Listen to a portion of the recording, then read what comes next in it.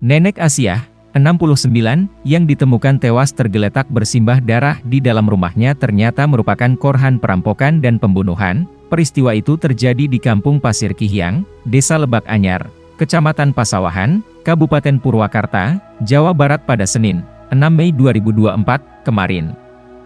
Hal tersebut terungkap setelah personel Satuan Reserse dan Kriminal Satreskrim Polres Purwakarta berhasil menangkap terduga pelaku bernama Atin Rahmatin, 52, warga Kampung Gembong, Kelurahan Sindang Kasih, Kecamatan Kabupaten Purwakarta pada Rabu, 8 Mei 2024, pagi. Kapolres Purwakarta, AKBP Edward Zulkarnain mengatakan, motif pelaku merampok korban karena sedang butuh uang.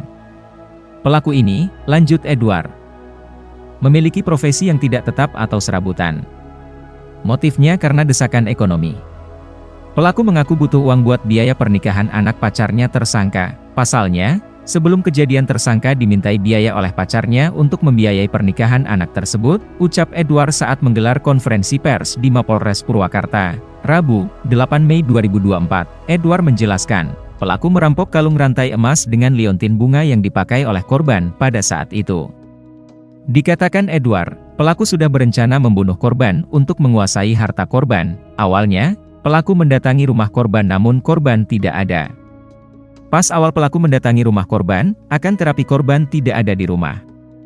Selang beberapa lama, pelaku kembali mendatangi rumah korban didapati korban sedang tertidur di ruang tengah rumahnya, ucap Edward. Kapolres menjelaskan, saat itu pelaku masuk ke dalam rumah korban melalui pintu depan rumah sambil membawa sebuah kayu, yang mana sebelumnya kayu tersebut tersimpan di samping rumah korban. Di saat korban tertidur, pelaku masuk ke rumah korban, kemudian memukul bagian kepala korban dan ke arah tulang rusuk sebelah kanan, lalu pelaku membekap korban dengan sebuah bantal, jelasnya. Setelah korban tewas, kata Edward, pelaku mengambil perhiasan korban.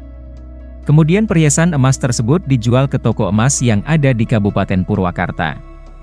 Kapolres menambahkan, pihaknya mengamankan barang bukti berupa sehelai daster bermotif batik milik korban, 1 setel pakaian milik tersangka, sebatang kayu, 2 lembar surat perhiasan emas, sebuah bantal berwarna putih dan uang tunai sebesar Rp1 juta dengan pecahan Rp100.000, sisa penjualan emas milik korban.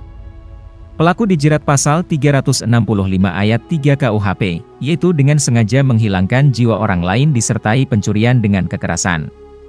Dengan ancaman hukuman dipidana penjara paling lama 15 tahun, ucap Edward.